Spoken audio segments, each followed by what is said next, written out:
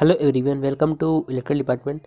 आज के सेशन में हम लोग पॉलिटेक्निक 6 सेमेस्टर के subject installation, maintenance and repair of electrical equipment का 7वां लेक्चर देखेंगे। इसके पहले 6 वीडियोज आ चुके हैं जिसमें हमने पहले चैप्टर यानी कि टूल्स एंड एसेसरीज चैप्टर के सभी टॉपिक को बिल्कुल डिटेल में कवर किया है। तो आज के सेशन का हमारा टॉपिक है causes and prevention of accidents.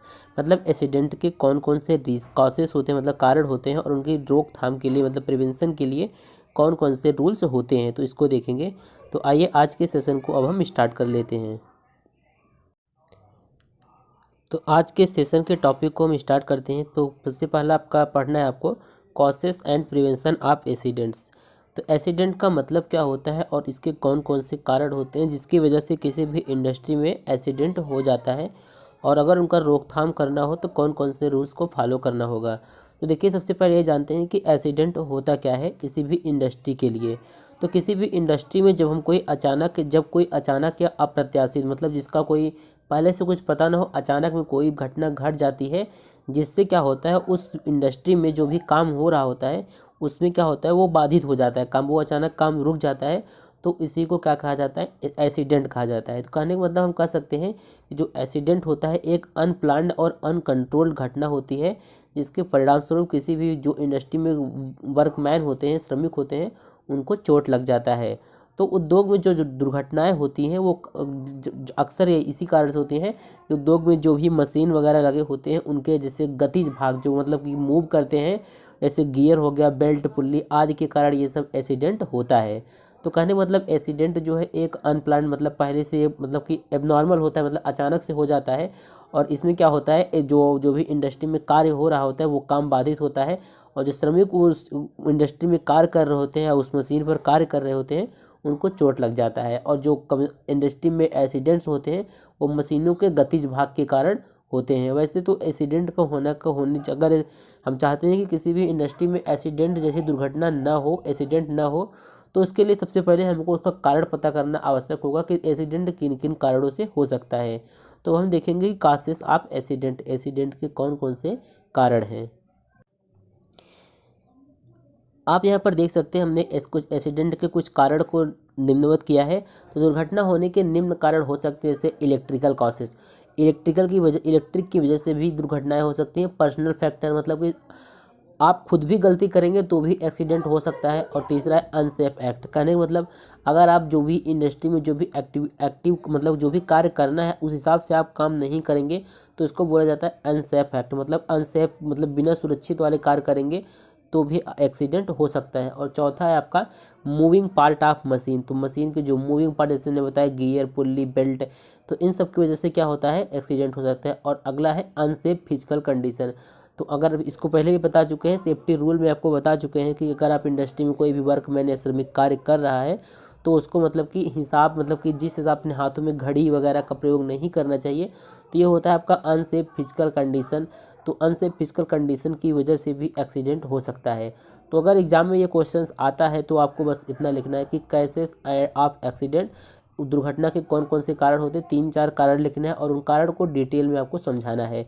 तो हम देखते हैं इलेक्ट्रिक कॉसेस क्या होता है, personal factor, unsafe act, moving part of E machine. तो इस बारी बारी से इन सभी को हम डिटेल में देखते हैं। तो अब हम सबसे पहले देखते हैं इलेक्ट्रिक कॉसेस, मतलब कि विद्युत के कारण कौन कौन सी दुर्घटनाएं हो सकती हैं। देखिए, सबसे पहले आपको बता चुके हैं सेफ्टी कोड में और सेफ्टी डिवाइसेस में बता चुके हैं। तो पहला यही हो जाता है आपका, अगर आप सुरक्षा जो सेफ्टी डिवाइस है उसका आप सही से उपयोग नहीं करेंगे तो ये जो दुर्घटना होगा वो विद्युत के कारण हो जाएगा, क्योंकि आप जो सेफ्टी डिवाइस है उनका प्रयोग नहीं करेंगे तो इसके कारण भी क्या होता है विद्युतीय दुर्घटना हो सकता है। तो पहला एक यही रीज़न है जो विद्युतीय कारण से दुर्घटना हो सकता है। और अगला होता है कि आप जो सेफ्टी कोड किसी भी इंडस्ट्री में आपको बता चुके हैं, ये सेफ्टी कोड बनाए जाते हैं। ये जो होता है जो इंडस्ट्री होती है वो इसको अप्रूव करती है, या फिर राज्य सरकार या फिर स्थानीय लोग इसको अप्रूव करते हैं। तो अगर आप जो सेफ्टी कोड है अगर आप उसका फॉलो नहीं करते हैं और खुद की सुरक्षा नहीं करते हैं तो भी एक्सीडेंट हो सकता है। और अगला है आपका इसमें कि अगर जैसे कि जो सेफ्टी डिवाइस हो गया, जैसे विद्युत रोधी प्लास हो गया, पेचकस हो गया, और जो रबर के ग्लव्स होते हैं उनका उपयोग नहीं करेंगे तो भी जो इलेक्ट्रिक की वजह से आपको दुर्घटना हो सकता है। तो इस प्रकार के जो दुर्घटना के रीजंस होते हैं वो इलेक्ट्रिक कॉसेस के अंतर्गत आते हैं।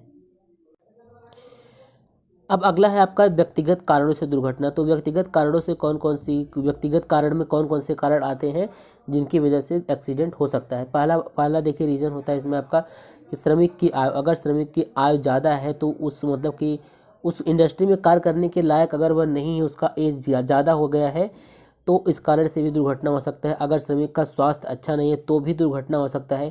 तो यहाँ पर कुछ रीजन्स हमने पॉइंट किए हैं, तो इन्हीं कारणों से भी जो ये व्यक्तिगत कारण के अंतर्गत आते हैं, इनकी वजह से भी दुर्घटना हो सकता है। जैसे ज्ञान एवं कौशल, अगर पूरी जानकारी नहीं है श्रमिक को कि कौन सा टूल कहाँ लगेगा, मशीन किस प्रकार से ऑपरेट होगा, तो भी दुर्घटना हो सकता है। लापरवाही एवं असावधानी की वजह से दुर्घटना हो सकता है। तो ये सब कारण हैं यहाँ पर, इनकी वजह से जो व्यक्तिगत कारण होते हैं ये व्यक्तिगत कारण के ही अंतर्गत आते हैं, इनकी वजह से दुर्घटना हो सकता है। अगला है आपका अनसेफ एक्ट। अनसेफ एक्ट मतलब कि ऐसी दुर्घटनाएं जो मशीन परिचालक, जैसे जो मशीन चलाता है उसके स्वयं के असावधानी साथ कहने का मतलब, अगर कोई वर्कमैन, कोई श्रमिक है, वो मशीन को ऑपरेट कर रहा है, अगर उसमें वो सुरक्षा नहीं बरतता है, तो इसकी वजह से भी क्या होता है, असुरक्षित दुर्घटना मतलब कि दुर्घटनाएं हो सकती हैं। इसके में देखिए पहला पॉइंट इसमें है कि मशीनों को असुरक्षित गति पर चलाना। कि मतलब कि कोई भी मशीन होता है उसका एक निश्चित वो होता है कि इतनी आरपीएम पर आप उसको चला सकते हैं, तभी वो सेफ रोटेट करेगा। तो अगर इससे ज़्यादा अगर चलाते हैं तो वो भी क्या हो सकता है, दुर्घटना हो सकती है। और अगर मशीन ओवरलोड हो जाता है कभी कभी, तो उसकी वजह से दुर्घटनाएं हो सकती हैं। और मशीन के जो सेफ्टी टूल होते हैं उनका उपयोग नहीं करते हैं, आप हाथ से ही कोई क्रिया करते हैं। जैसे होता है ना कभी कभी कि मशीन में कोई भी कुछ किसी भी मतलब कि कार्य को करने के लिए कोई टूल कर सकता है, लेकिन क्या करते हैं कभी कभी श्रमिक उसको अपने हाथ से ही सही करने लगते हैं, तो इस वजह से दुर्घटनाएं हो सकती हैं। तो ये सब जो होते हैं अनसेफ एक्ट, मतलब असुरक्षित क्रियाएं अगर आप किसी भी मशीन के साथ करते हैं तो दुर्घटनाएं हो सकती हैं। अब दुर्घटनाओं के जो रीजंस होते हैं उसमें अगला है आपका मशीनों के गतिज भाग। तो देखिए जो कभी कभी जो विद्युत संस्थान होते हैं या फिर जो इंडस्ट्रियल कंपनी होती है, औद्योगिक संस्थान जो होते हैं, उसमें जो मशीन्स होते हैं उसके जो रोटेटिंग पार्ट होते हैं उनकी वजह से दुर्घटनाएं हो सकती हैं। जैसे रोटेटिंग पार्ट के अंतर्गत क्या क्या आ सकते हैं, सॉफ्ट हो सकता है, बेल्ट हो सकता है, जो गियर होता है, ये सब रोटेटिंग पार्ट के अंतर्गत आते हैं। तो इन सबको क्या होना चाहिए, जो मशीन होते हैं उनमें इसको एक कवर से ढका रहना चाहिए। जैसे सॉफ्ट हो गया तो भी एक कवर से ढका होना चाहिए, गियर हो गया, बोल्ट हो गया, तो ये सब क्या है, रोटेटिंग पार्ट है। रोटेटिंग पार्ट के संपर्क में आने पर किसी भी वर्कमैन के साथ क्या हो सकता है, दुर्घटना हो सकता है। तो ये सब क्या होना चाहिए। और जो आप मशीन देखेंगे उसमें जो पहिया होता है जिसे फ्लाई व्हील बोला जाता है, उसको भी क्या होना चाहिए, गार्ड कवर से ढके रहना चाहिए, अन्यथा इससे भी दुर्घटनाएं हो सकती हैं। अब देखिए इसमें आपका जो अगला रीजन है कॉसेज ऑफ एक्सीडेंट में, जो अगला है आपका वो है असुरक्षित भौतिक दशा। कहने का मतलब अनसेफ फिजिकल कंडीशन। तो अनसेफ फिजिकल कंडीशन जो होता है मतलब कि भौतिक दशा, जो हमारे आसपास का वातावरण है वो अगर कंपनी में काम करने के अनुकूल नहीं है तो भी दुर्घटना हो सकता है। कहने का मतलब जैसे कि अगर तापमान ज़्यादा हो जाता है तो जो उसमें वर्कमैन होते हैं, श्रमिक होते हैं, उनको कब कभी महसूस करने लगे तो भी ये दुर्घटना हो सकता है। और अगला है आपका तापमान का इतना ज़्यादा हो जाना कि जिससे वो पसीने से भीग जाए एवं सिर दर्द का शिकायत करने लगे। तो मतलब कि इन सब स्थितियों में श्रमिक जो होगा अपनी पूर्ण दक्षता के साथ कार्य नहीं कर पाएगा, तो यही दशाएं जो होती हैं दुर्घटना का कारण बन सकती हैं। और देखिए अगला इसमें है कि अगर जैसे कहीं से लाइट जो है, ज़्यादा लाइट पड़ रहा है तो आंखों पर जो क्या करेगा, आंखों पर इसको प्रभाव डालेगा। तो अधिक रोशनी में क्या हो सकता है, श्रमिक की आंखें चकाचौंध हो सकती हैं और उसका सिर दर्द करने लगेगा, तो इससे भी दुर्घटनाएं हो सकती हैं। और जो इंडस्ट्री है आपका उसमें धूल, वाष्प और धुएं की उपस्थिति अगर है और तो वहाँ का वातावरण जो होगा शुद्ध नहीं रहेगा, इससे क्या होगा, दुर्घटना हो सकता है। तो ये सब कुछ असुरक्षित भौतिक दशाएं जिनकी वजह से दुर्घटनाएं हो सकती हैं। तो यहाँ पर इतने पॉइंट है जो कि आपके केसेस ऑफ एक्सीडेंट मतलब कि दुर्घटना के कौन कौन से कारण हो सकते हैं। तो 5 कारण हमने बता दिया आपको। पहला बताया unsafe physical condition, moving parts of मशीनों के गतिज भाग की वजह से, अनसेफ एक्ट अगर असुरक्षित क्रियाएं करते हैं तो, व्यक्तिगत कारण की वजह से, और इलेक्ट्रिकल कॉसेज की वजह से। तो यहाँ पर इतने पॉइंट हमने बता दिया। अब देखते हैं जो कम मशीन के जो दुर्घटनाएं होने के कारण है, अगर उनका रोकथाम करना हो तो कौन कौन से प्रिवेंशन रूल अपनाया जाता है। तो देखिए, दुर्घटनाओं को रोकने के लिए हम कई प्रकार के रूल्स बनाए जाते हैं, आपको बता चुके हैं पहले कि सेफ्टी कोड, उन सेफ्टी कोड को सबसे पहले आपको फॉलो करना चाहिए और जितने भी कारण हैं उनको वहाँ पर दूर कर देना चाहिए ताकि जो भी दुर्घटना है वो रुक सके। तो यहाँ पर देखिए आप, हमने कुछ पॉइंट नोट किया है, ये जो है ये रूल्स हैं, अगर आप इन रूल्स को फॉलो करेंगे तो आप निश्चित ही दुर्घटनाओं से बच सकेंगे। तो ये जो नियम है, इन्हीं नियम को फॉलो करना होगा ताकि दुर्घटनाएं रुक सके। तो देखिए, सबसे पहला इसमें आपका सुरक्षित कार्यस्थल का अभ्यास, मतलब सेफ वर्क प्लेस लेआउट। कहने का मतलब जहाँ पर आपका इंडस्ट्री हो वो बिल्कुल सेफ होना चाहिए, ये भी दुर्घटना को रोकने का एक नियम है। अगला है आपका प्रॉपर वर्किंग कंडीशन, और वहाँ का वातावरण ऐसा हो कि वहाँ पर कार्य किया जा सके। ये जो होता है उचित एवं अच्छा कार्यकारी दशा, तो इसको बोलते हैं यही। तो मतलब कि जो वहाँ का वातावरण हो जाए, वातावरण में किसी प्रकार का गंदगी नहीं होना चाहिए, नहीं तो क्या होगा, जो श्रमिक होंगे उसमें उनको कई प्रकार की दिक्कतें आ सकती हैं जिससे दुर्घटना घटित हो सकता है। और इसमें देखिए अगला पॉइंट है आपका safety device use on machine, मशीनों में लगाई जाने वाली सुरक्षा युक्ति है, वहाँ पर पर्याप्त सेफ्टी टूल होने चाहिए ताकि किसी भी मशीन में कोई दिक्कत होता है तो उस सेफ्टी टूल की सहायता से उस मशीन को ठीक किया जा सके और दुर्घटना से बचा जा सके। अगला है इसमें देखिए पीपीडी, मतलब कि पर्सनल प्रोटेक्टिव डिवाइस, जो भी सुरक्षा युक्तियाँ होती हैं उनमें से जैसे कि बेल्ट हो गया, आपका हेलमेट हो गया और सेफ्टी बेल्ट हो गया और रबर शूज़ हो गया और रबर ग्लव्स हो गया।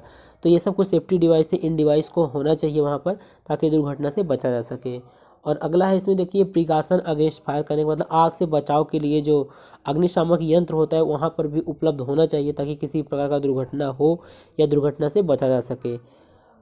तो ये कुछ पॉइंट है यहाँ पर दुर्घटनाओं को रोकने के लिए। तो इसी के साथ आपका आज का ये टॉपिक जो है समाप्त होता है, causes and prevention of accident. बाकी इसका पीडीएफ हम आपको टेलीग्राम पर दे देंगे, आप लोग अच्छे से पढ़ लीजिएगा जो भी यहाँ पर आपको हम बताए हैं, क्योंकि देखिए एक्सीडेंट के कारण आपको कारण बता दिए और निवारण दोनों ही चीज़ें बता चुके हैं।